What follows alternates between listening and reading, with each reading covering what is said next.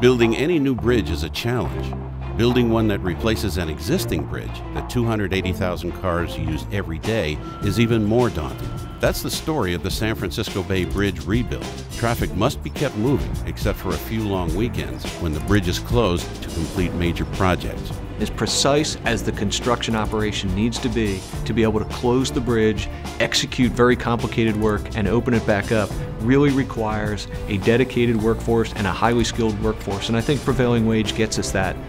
Our cities are faced with tough budget choices, and many are faced with cutting wages and services. When it comes to spending construction dollars, does this make sense?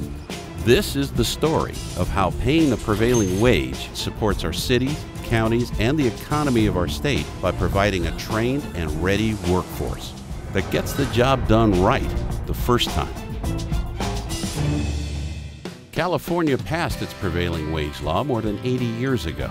The law helped ensure that workers got proper training through labor management-funded apprenticeship programs. Today, that investment in quality has paid off in the productivity and cost-effectiveness of California's skilled construction labor force. C.C. Myers, Inc. is one of the companies that the state calls in to fix major problems in an instant. They rebuilt the Santa Monica Freeway in record time when it collapsed in the 1994 earthquake. And in 2007, they rebuilt the MacArthur Maze in Oakland when a truck fire devastated it. Gary Janko is C.C. Myers' Executive Vice President. We did the MacArthur Maze. We got that completed 17 days, a lot earlier than everyone expected. With the prevailing wage, we know we're going to get good quality workers. We know we're going to be supporting families that are dedicated to be in the construction field. We know they're going to get the job done the right way, the safe way, and the quality of work will be done right. In California, the prevailing wage law ensures that workers get the training that contractors rely on. The prevailing wage includes monies for training the workforce of the future. Training is key for any employee. In any type of complex building environment, it's impossible for you to rely on untrained or unskilled employees. Cindy McMacken is president of Pan Pacific Plumbing and Mechanical, a woman-owned plumbing business that has 3 offices in California and nearly 1,100 employees. Her company uses the most state-of-the-art building information modeling technology. This BIM technology, we were very lucky and fortunate to get in on the forefront of this. It's basically very exciting. It's transforming the industry in the way that things are constructed. We're not just building things, we're intelligently manufacturing buildings from start to finish. Pan Pacific may have the best technology, but they won't even bid on a non-prevailing wage job. It's hard to compete with the kind of the fly-by-night, open up their trunk of their car and go to work type of contractors. We prefer to be in an environment of professionals and people with the experience like we have with the larger, more complex projects. The state's prevailing wage law requires contractors to pay the minimum wage rate that prevails in the community where the work is to be done. Wage rates are not set by the government. Instead, they're set by the free market in each area.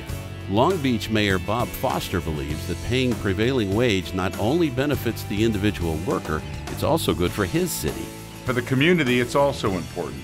We get to hire local contractors quite often, and those local contractors bring in not only skilled workers, they bring in local people to be trained, not just for jobs, but careers. It's a huge advantage because those people now work in the city and they also contribute to the local economy, and they're able to quite often buy a home, raise a family with the wages they make on prevailing wage jobs.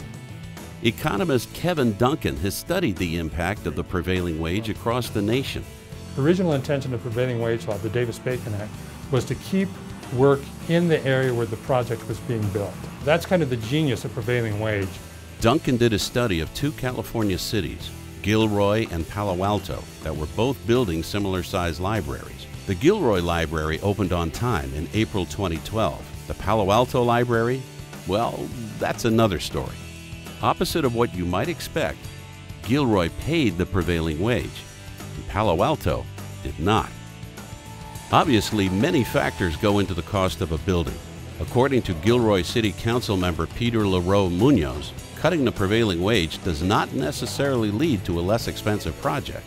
Remember that wages themselves are only about 1/5 to 25% of the cost of the project. So lowering the wage by getting rid of prevailing wage actually wouldn't save a project a whole lot of money to begin with. What are other benefits of the prevailing wage for a city? In Gilroy, teamwork was key. Dan Johnson was the construction project manager for the Gilroy Library. With construction, it's not just how well a contractor or a subcontractor knows his or her work, but it's the teamwork, working relationships. The better people know each other, the easier, the more comfortable they feel with each other, the smoother things come. For Gilroy Mayor Pro Tem Kat Tucker, it's also about more than cost. The quality of the work shows that with the skilled workers, and the fact that because they're skilled and they know what questions to ask one another when the different trades are working together, that also keeps you on schedule and on time, and I think that's key. The people that came to work here, they knew what they were doing, and obviously since we're still on time, they managed to do it in a timely fashion.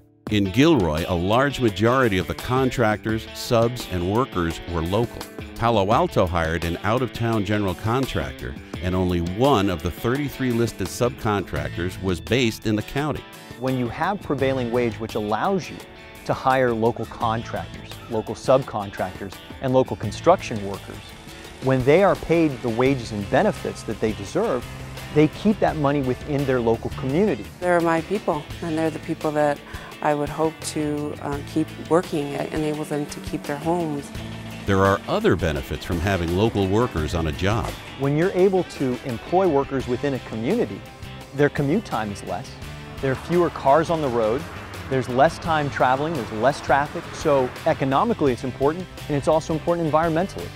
Originally scheduled to open in the summer of 2012, the Palo Alto Library has been delayed for at least a year. The Sacramento-based contractor is blaming the architect is blaming the contractor, and the City Council is trying to figure out who to sue, which is why no current council members would talk to us on camera.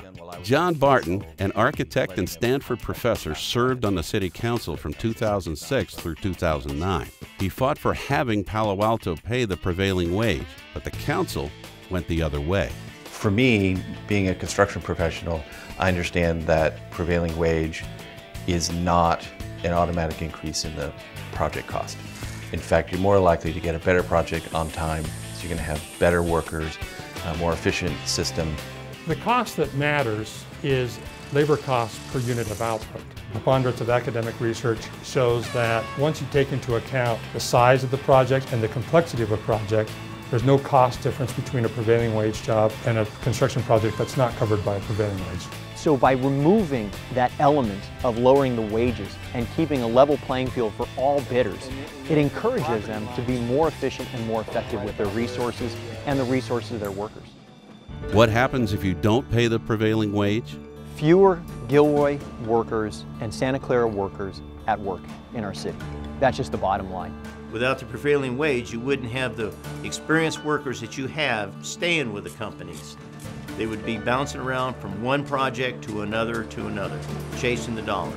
Without a prevailing wage law, you're more likely to have contractors from outside the area do the work, so your local tax money is going to leak out of the area economy.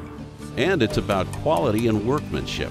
When we look at how we spend our money, we shouldn't just be looking to spend the least amount, we should be looking to spend it in the best possible way. Mayors across the state, from general law cities and charter cities, support the prevailing wage law because it works.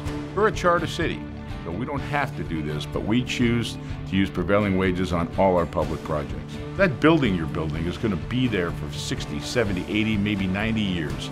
And you want to make sure that it performs the way you designed it. You do that by having the people who build it be highly skilled. That's what prevailing wage does. Back at the Bay Bridge, the crew had 96 hours to finish a new detour over the President's Day weekend.